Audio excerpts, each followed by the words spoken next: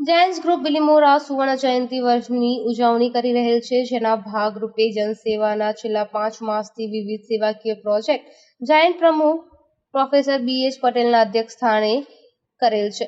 આજરોજ બિલીમોરાના જલારામ બાપાના મંદિરના 30મા પાટોત્સવ દરમિયાન હાલની કાળઝાળ ગરમીમાં ભક્તજનો માટે ઠંડી છાશનું વિતરણ સવારે 10:30 થી શરૂ કરવામાં આવ્યું, જેમાં 3000થી ભક્તોએ લાભ લીધો હતો.